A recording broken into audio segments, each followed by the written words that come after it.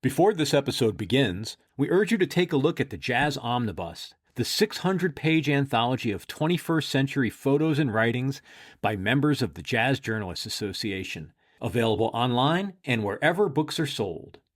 And now, on with the show.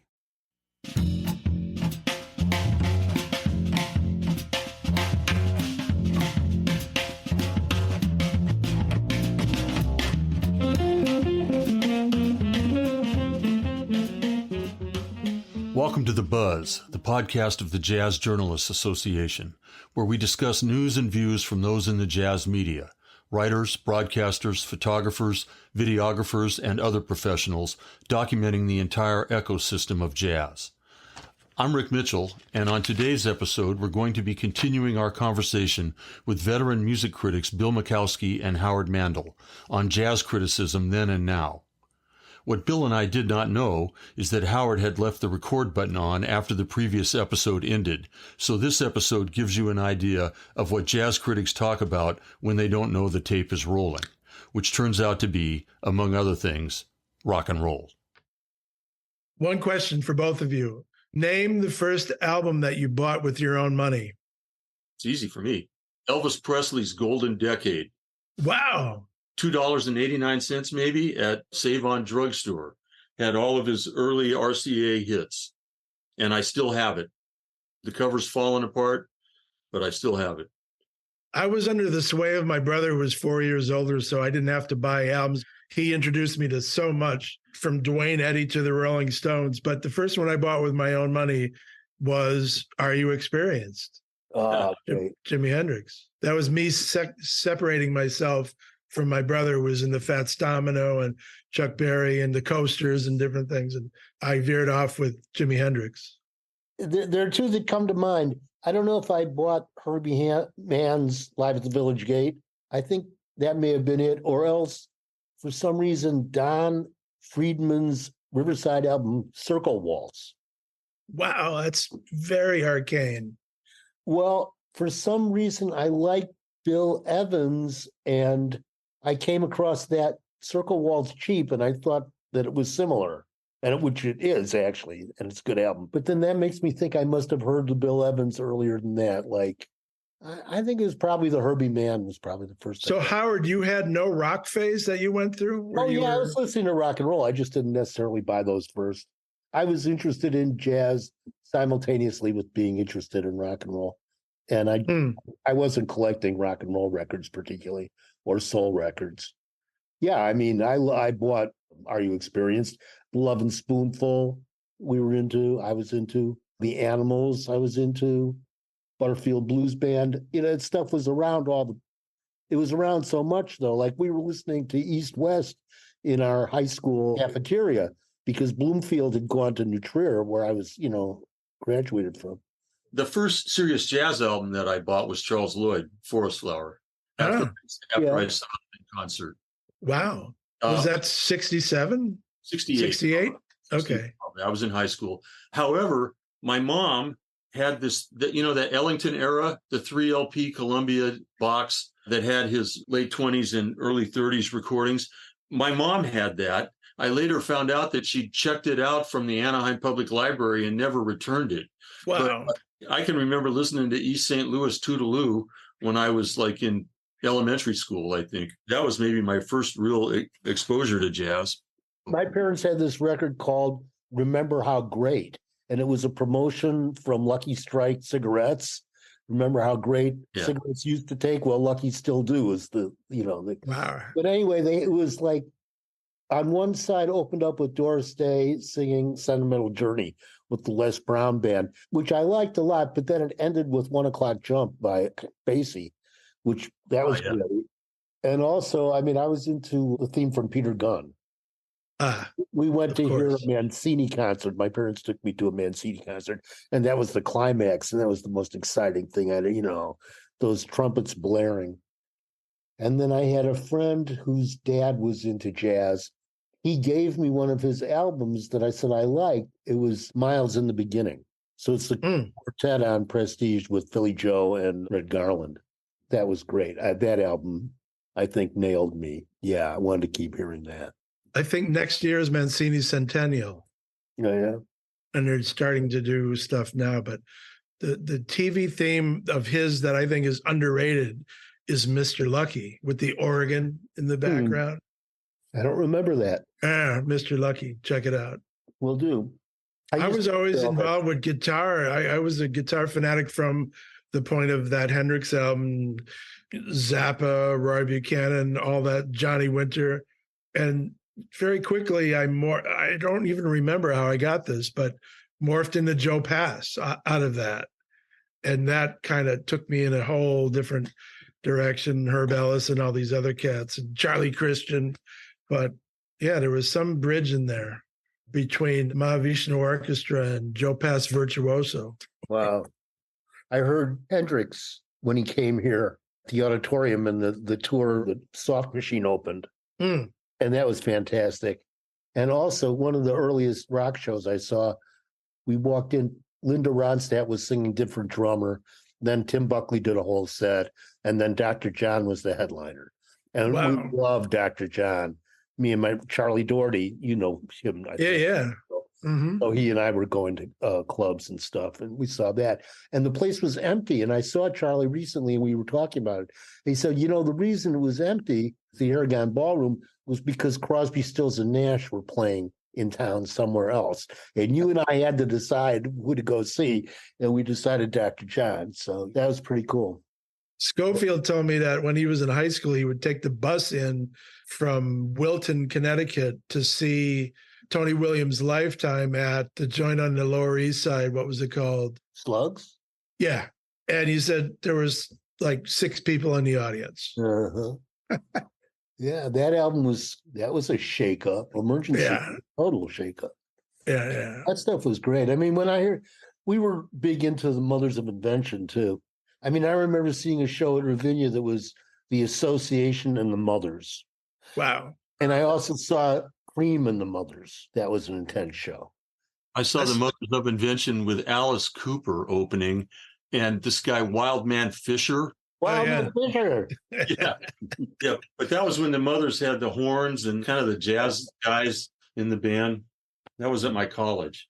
I saw the Mothers in 73, the Overnight Sensation tour, and Mahavishnu opened for them. Yeah, I saw that tour. And many people were like, what are these fucking fruitcakes with this guy with the double neck and the white? And they just leveled the joint. They leveled the joint. You saw the Shakti tour, right? This new, yeah. Unbelievable. He's getting better. Is that possible? Oh my God. It came through Portland, but it was $100. I didn't go. Oh, it would. I had a friend that went, though, and just said it was worth every penny. It would have been worth it. It was so good. It was like he was playing live evil licks. It was really Shakti meets Mahavishnu in a way. Yeah. With the electric guitar and the arpeggiating and stuff. It was very hip. He's right now in Europe touring with the Fourth Dimension Band. This guy will never stop. I hope not. With all of this, though, that all of these other guitarists that we've talked about, Jimi Hendrix is still at the top of my list. I would have to say he was just a genius. And I saw him in 1970, the band with Billy Cox and Mitch Mitchell. It was in April, and then he passed in September. So it was toward the end, but it was very mesmerizing. Saw him at a rock festival in LA that was a few months before Woodstock, and he came on in the middle of the night, just like at Woodstock. I was back in my sleeping bag, but I could hear it. Oh, that's an incredible set for a lot of reasons. I saw Hendrix 3 times, and I saw him on that tour with Soft Machine, and I was sitting in the very top row of the auditorium theater, and that was before Axis. Right, probably 68. Yeah, that was like a mind-blowing show. Yeah. Then I saw him in Syracuse on the tour with Cat Mother and the All Night Newsboys. Oh, and he was just masterful. And I reviewed it for Downbeat, experience set live from the West Coast, from Hollywood Bowl, that they just released a couple months ago. Oh, right. So that show was done a week before the show I saw in Syracuse. Wow. It's the same set. And his guitar playing is extraordinary. It's just off the charts. He's doing stuff blues-wise that he's discovering as he's playing, like any really great jazz guitarist does. I loved it. I just saw some footage of Buddy Guy, black and white footage from way back. And it's like, this is where Hendrix copped some of his stuff from. And he just hooked it up to a Marshall amp. And then the influence went back in the other direction too, though, later. Speaking of rock festivals, back in the day, I went to the Midwest Rock Festival at State Fair Park and saw Blind Faith. Johnny Winter also, but I remember being blown away by Blind Faith. That was 1969. Yeah, I saw Blind Faith. I think my experiences at that time, the best were the Ann Arbor Blues and Jazz Festival. John Sinclair was involved with that, right? Yes, at the beginning, yeah. But I think he got busted that first year or something. Like one weekend, both Muddy and Wolf were booked on both nights. Wolf played the penultimate set on Friday night, and he went way overtime to stiff Muddy. And Muddy was furious and had to do a short set. So the next night, Muddy fixed it so that he would play the penultimate set. And he was playing and playing and playing. And Wolf came onto the stage on a motorcycle. I read about that. Hilarious. It's funny how these guys had a deep competition. Like, man, somebody had a real heavy competition with James Brown back in the day. They were trying to outdo each other on their sets. No, it wasn't Rufus Thomas, but I'll have to think about who that was. But yeah, the competition factor. Yeah, it's pretty good. But that festival, that Ann Arbor Blues and Jazz Festival, in one afternoon, it was totally Fred McDowell, Booker White. It was all the old guy, Roosevelt Sykes. Oh, man, it was like sitting at the Delta, steamy hot, and these guys were just reeling back the years. That was amazing. And then in the evening, it was T-Bone Walker and Luther Allison, or the Art Ensemble, or Charles Mingus. Or Sun Ra. Sun Ra. Sinclair put out a CD of them from the Ann Arbor Jazz and Blues Festival. Yep. I have that poster up in my hall. Wow. Yep. That was great. Otis Rush. So Howard, you growing up in Chicago, you obviously saw the Butterfield Blues Band. What about Electric Flag or any of that stuff? I saw Bloomfield, but much later. I never saw Paul Butterfield. I was too young to get into that band while they were here. We'd heard them on record, but I didn't ever go to the live. Did you try to get into the checkerboard? No, I tried to get into the Plug Nickel to see I was not trying to get into the blues clubs at that time. I would go to the blues on the north side.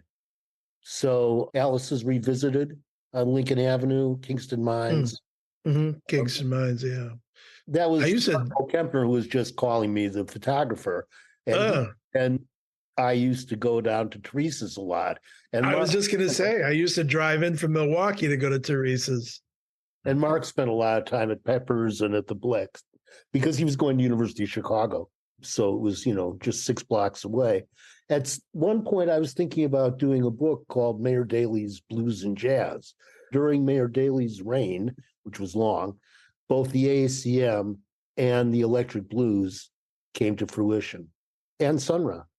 Better than Harold Washington's reign. Musically speaking. Yeah. Well, Kempner told me once that he was a photographer and he wanted to photograph these people in the audience on stage. And he told me that he sort of ingratiated himself with the people by being a bartender for several weeks before he started photographing. I'll have to ask him. I've never heard him say that. Yeah, he hung out. He was like a bartender. He was one of the inside people before he ever took out a camera. And then they're not like, much of a drinker, so that kind of surprises me. But well, but he did it for the purpose of getting on the inside to photograph them as a known quantity rather than an outsider. Ask him, unless I dream this, but I think he told me that once. I'll ask him. One thing he did was to offer musicians prints of what he took of them. Mm-hmm. So he would do that a lot. And he did really great work in the small clubs to get close to the audience And one thing he did, technically speaking, was to learn how to bounce lights off the ceiling and stuff like that, so that he could light things in a much more, it looks much more natural, Right. and much less intrusive. Right. And that was something he was pretty devout about developing. Just growing up in Milwaukee, again, it's just down the road. I saw all those cats, Muddy and Shaky Horton and all those Chicago guys, Howlin' Wolf, at clubs in Milwaukee. So I was happy that I grew up there. It wasn't Chicago, but it was just down the road. Yeah. Growing up in California, born in the Bay Area, but went to high school and college in Southern California, the Bill Graham concerts, Yeah. where he would put a Charles Lloyd on in front of Steve Miller Band, plus blues guy Albert King on in front of Country Joe and the Fish. That was very mind expanding for me, and I'm sure a lot of other people of that generation. The first clubs that I could get into when I was not yet 21, and I think they were 21 and over, were Concerts by the Sea and the Lighthouse, which were still working. I saw Freddie Hubbard. I saw the Jazz Crusaders. Can't remember everybody. Saw Johnny Guitar Watson one time. He was too high to play, but yeah, it was all right. I moved to Portland in 1974 and then moved back here in 87 after being gone for 30 years in Texas. Just speaking about being too high to play. Yeah. In 1972, I saw the Pure Food and Drug Act with Sugarcane Harris. Yeah. He fell off the stage while playing a violin solo. The crowd caught him and passed him around the room and returned him to the stage without breaking a note on his solo. Perfect. This was before stage diving or any of that shit. He just fell out and was soloing. Crowd passed him around. I certainly saw band sets where they were too high to play. I saw the worst Jefferson Airplane set. They hated each other. It was clear they weren't talking to each other, much less playing, but they were all, I saw them do a good show too, but that was horrible. I think on that same night, John Sebastian, they had to carry him on stage. Oh, no. He was playing solo. Wow. I don't remember his performance being very stellar either. I remember this one gig. It was the Chicago Jazz Festival. I'd have to think about the year, but it was Betty Carter. It rained really hard and the audience was getting drenched. And at some point, she's in mid-note, she says, "You people must need this music." Right. I remember sitting there. We were right there in Grant Park under coats, strung up over us. And she was very hard on her band. I remember that same set. Was it Curtis Lundy? I can't remember who was the bass player, but in the middle of Moonlight in Vermont, a tender ballad, she's holding the high note, and then she turns to the bass player, "You're flat." And then goes back to the next note. And on mic, of course. Lovely. And Sugarcane Harris, I know he was with John Mayall, right? Was he ever briefly a member of the Mothers of Invention? He played on some Zappa records on Hot Rats, Willie the Pimp. And that's what I'm thinking, yeah. Yeah, he's on those records. But he and Harvey Mandel formed that group, Pure Food and Drug Act, which was pretty cool, 72, 73. That's about it. Is Harvey Mandel still alive? He is. I just did an interview with him. He's got a new album out. Cristo Redentor, the Donald. Oh, yeah. Yeah. That record came out in 68, the same time as Jeff Beck's first album, Truth. And it got so overshadowed by that it was way under the radar. It was overlooked. But what a great and forward-thinking record that is. If you listen to it now, it would sound completely modern to you. Does Harvey Mandel live in Milwaukee? No, he's in Florida. He was in Chicago, and then he moved to Florida. I don't think he ever lived in Milwaukee. Melvin Ryan lived in Milwaukee toward the end. Sure. Richard Davis? No, he was in Madison. I wanted to ask you one question, though, Rick. When were you in Texas? What years? 1989 through 2017. Okay. I sold a guitar to Billy Gibbons, and I went down to Houston. It was a 1928 National Steel Triolean that I bought at a farmer's market in Lake Geneva, Wisconsin for $20. When I interviewed him, I mentioned I had this, and of course he's got a gigantic collection, and he was interested. He's like, wow, if you ever want to sell it, come on down. So he flew me down to Houston, and I hung out with him. I sold him this guitar. He turned me on to musicians I never heard about, like Bongo Joe, who was a New Orleans guy. He gave me a tape of him, but he told me about a slide player named Little Jimmy One Hand. Did you ever hear this cat? No. He's like, yeah, this cat, he's got one arm and he plays slide with a brick. I wanted to see if that was myth or real. So that was probably before you moved there. Did you ever hear Little Joe Washington? He was from that same generation of Albert Collins and Johnny Copeland and Joe Guitar Hughes, but he was crazy. He was maybe 5 feet tall, and he was doing somersaults on the stage, and like Guitar Shorty. Yeah, he was basically homeless. He used to come down the radio station KPFT. Sometimes he would just sleep in the lobby there. But he finally got a few albums out after the 2008 Hurricane Ike, which was pretty serious. A lot of trees down and roofs ripped off, and yeah, he did an album kind of dedicated to that. You might, if you're ever digging deep into Texas blues, check him out, Little Joe Washington. Did you know a guy named Johnny G from Houston? No. A singer, like a James Brown kind of guy? No, I didn't. I was the music critic at the Chronicle from 89 to 99. And then I left. I became a teacher, but I got offered to be the music stage curator for the Houston International Festival. And then they made me an offer I couldn't refuse to be the artistic director, making quite a bit more money than I could make teaching. Billy Gibbons used to come down and hang out, by the way. He's a fan of African guitarists. He'd be backstage with View Farcatore and that kind of stuff. Have either of you been to, well, Rick, you obviously have, South by Southwest? I covered it every year almost from the beginning. Yeah. And after I left the newspaper, I would still go over there, sometimes on a freelance writer capacity, and other times sort of on my artistic director, music curator role for the International Festival to check out groups. So yeah, I've probably been to South by Southwest 24 times maybe, but I haven't been since I left Texas, which was 2017. From what everybody says, it's gotten larger than it ever should have become. I remember the first year when it was still a localized thing, and it became such a phenomenon. I guess you could say the same for the New Orleans Jazz and Heritage Festival. It started out very localized, and now it's not even jazz anymore. Well, you still got the smaller stages. Last time I was at Jazz Fest was 2014. Springsteen was the headliner, and he was great. But I was there the day before that, the Friday, when it wasn't so crowded that you couldn't even move. And I saw Pharaoh, and I saw this blues guy, Charles Bradley, who was terrific. Lots of good stuff. I would go to Jazz Fest again under the right circumstances, I think. South by Southwest, in the beginning, it was all in one hotel. A lot of local artists. I remember being outside the back of the hotel. My wife was like 8 months pregnant with her stomach sticking out. And I'm out there playing half-court basketball with these guys. And my wife goes, "Who were those guys?" And I'm like, "They're in a band called Black Flag." Wow. Great Greg Ginn or Ginn, whatever, and Henry Rollins. Yeah. On the basketball court.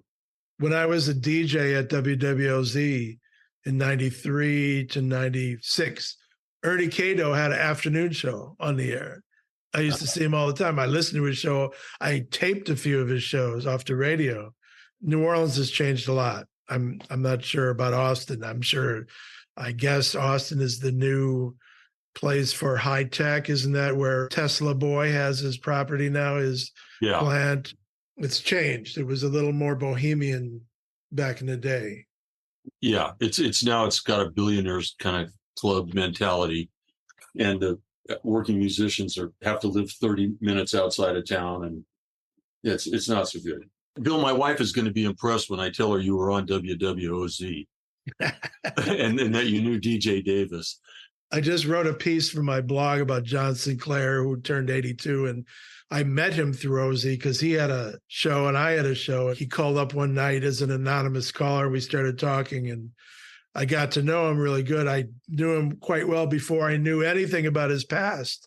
He was just a cat who had a very hip show on the radio. And then I found out about the White Panther Party and the Ann Arbor Festival and MC5 and all that. Man, that was a rich time for me doing that overnight. The Milkman's Matinee from 2 a.m. to 6 a.m. Were you single when you did that? No. Your wife was okay with that?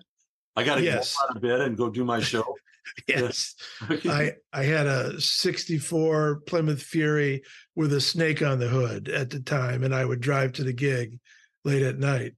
And my voice, I was fashioning it after the Tom Waits character on Down by Law.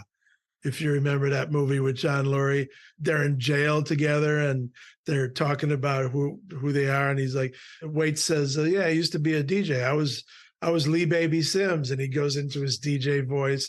This is Lee Baby Sims here in 90.7 FM, WWOZ in the Crescent City. I totally copped his voice from my radio persona, the Milkman. Were you playing mostly New Orleans music, or were you playing? No. I had like from 3 to 4 was the Monk Hour, but it was never Thelonious. It was interpretations of his music by a whole range of artists who covered Monk tunes. And that's when Sinclair called in one night and he's like, Milkman, I like the Monk Hour. Yeah. Soon after, I was smoking a joint with him. And then soon after that, I was finding out who he was. And he's still around. He's 82 now. Good. We need him. Bring back the White Panthers. Now's the time. Thank you for listening to The Buzz, a podcast produced by the Jazz Journalists Association. We release new episodes monthly on all the major platforms. To learn more about us, please go to jjanews.org. This episode was edited by Wiz Petta. The John Michaels composition Big Vic is our theme music. I'm Rick Mitchell. Peace.